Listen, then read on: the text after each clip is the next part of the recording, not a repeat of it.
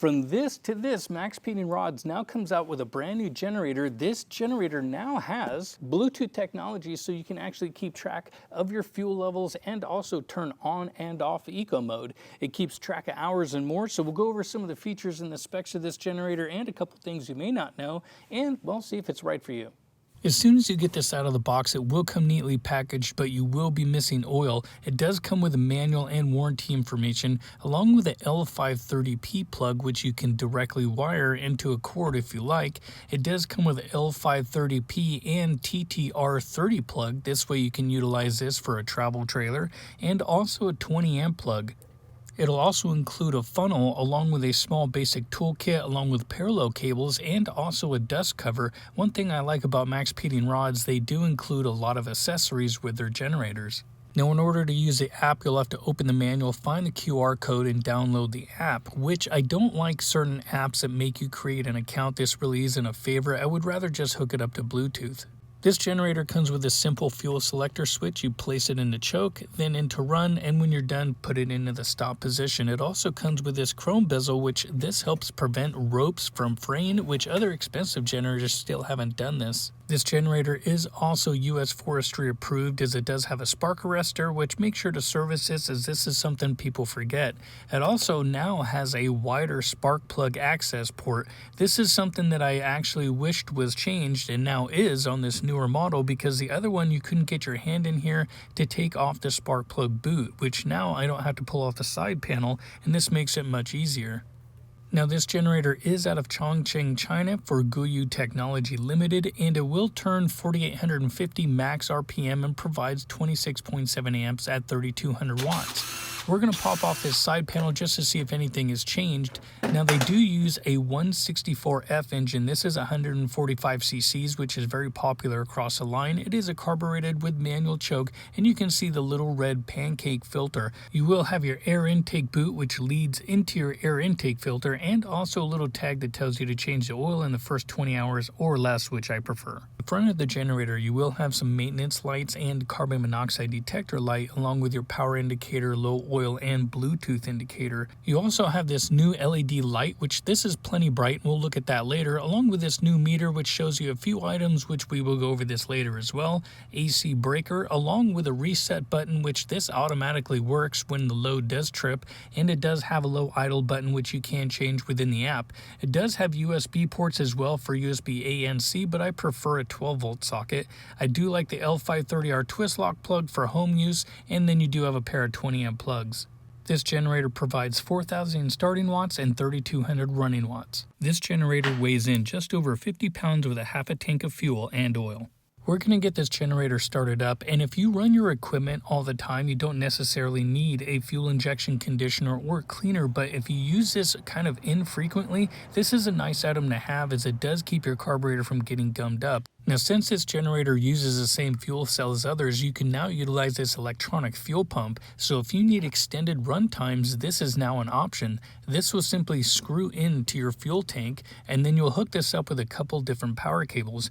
This one will come with two, which has a 12-volt socket and also some 12-volt alligator clips, and then you can just simply plug this in to an extended tank, which this is the same thing as you'll see in boats and in the marine industry, so the connection is common. This simply plugs into the back. You'll connect this up to, like, say, a 12-volt battery, and then this is pretty much a ready-to-run item, and I'll show you how this works. Simply turn on the button, and now the fuel pump will start analyzing your fuel tank. Once it realizes it's too low, it'll automatically start pumping fuel. You will want to prime a primer bulb like you normally would on a boat, but then this will just automatically take over. I'll show you this demonstration. As the fuel is too low, the pump will automatically kick on and start filling up your fuel cell. Once it reaches about 80%, it'll automatically shut off, but you can turn this pump on and off as needed, as indicator light will tell you what position it's in, and when you are done, simply turn it off. That way it doesn't activate anymore. We're going to go ahead and get this started up. Now, as you open up your fuel valve, this is going to let the fuel flow from the tank into the fuel filter into the float bowl of the carburetor, so it does take a few seconds. You can help it along by pulling the cord and giving a little bit of vacuum. This will also circulate a little bit of oil on the bottom end, and as you can see right there, one good pull, and now it fires up. All right, what do you guys think? Sounds good. No smoke, running fine. And I really do like this size just because it really is so, similar to the Honda size. Overall, let me know what you guys think down in the comments, but we're gonna go ahead and turn on the eco mode. Let that idle down a little bit. Now as we look at the meter, you can see it showing our voltage, and then it'll show frequency. If you press the little mode button, there's our frequency at 60. This is the time the generator has been running. Press one more time. And now this is the total amount of hours that'll be on the generator. We're gonna go ahead and hook up the app. And so in order to turn on Bluetooth, press the reset button for 3 seconds. This will activate the Bluetooth module. Although I don't see the blue light coming on the little indicator light, but we'll follow the prompts. And you can see the generator already pulls up there, so just continue to follow the prompts on here. Go ahead and accept. Now we'll click on the generator, that's already working. Press that one more time, and boom, there it is. I'll get you a better shot of this too.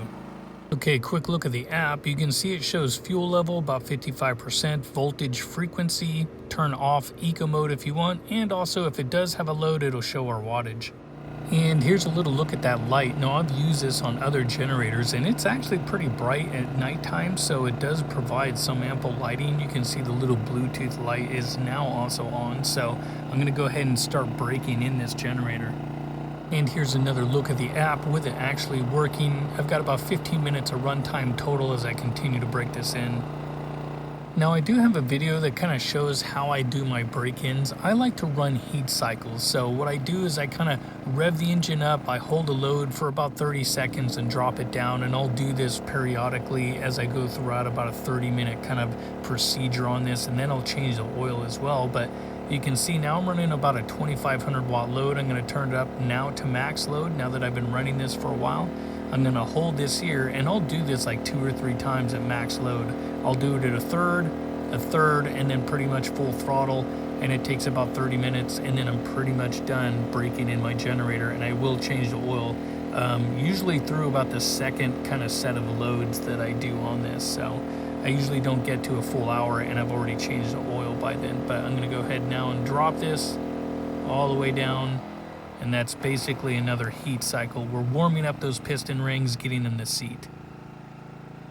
Also, as we check out our pure sine wave, for those who like the technical data, this is nice and clean. So this is about a 50% load roughly, and yeah, that's me right there. But voltage looks great, and also our sine wave looks great along with frequency. So and I will continue to test this as the weeks go, but so far so good. Okay, now for sound testing, I have this little mark right there where I do a 23-foot sound test. So for those that have seen my videos, this is familiar, but I'm betting about 61. Here we go. Now, hey, this is actually pretty good. We are under 60. It is on eco mode. And so far, these are pretty good numbers, especially on concrete where it's going to be loudest. So yeah, not bad. Okay, we're gonna go ahead and turn off eco mode, and then we'll see what we get, which usually 63, 64 is common.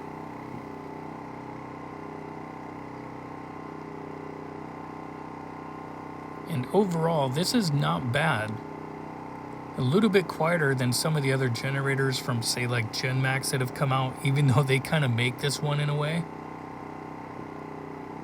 But still, these are better numbers. So maybe the muffler or just the engine casing has some better dampening in it. But I am going to move this because, again, concrete is the loudest. So if you see anybody else testing generators, depending on where they test it, could definitely change what it looks like. Now, see, if I add this grass and also the rocks, this is going to greatly absorb the sound. So again, same test. Now, see, look at that, from 59.5. About 56.5. Okay, and now with eco mode off, we were in the low 60s and hardly changed. So again, depending on where you have your generator might determine how loud it is. All right, so what do you guys think about this new generator? The smart technology is pretty cool. I like having the Bluetooth features. This is also one of my favorite size generators because it's easy to lift, it fits in a lot of places, and it's pretty much the same size and weight as the Honda, so that's kind of a very popular size. People like that. Most people can lift it as well. So, but now you got something that puts out a lot more power. So if you're an RVer like me and you need to run like 115K AC unit and then the microwave once in a while, perfect generator for that. So hold on just a second. Now, if you were wanting a generator that also does dual fuel, this new GT model, which literally just arrived, actually has more smart features than this one does. So if you're looking for something that's dual fuel, this might be a good option.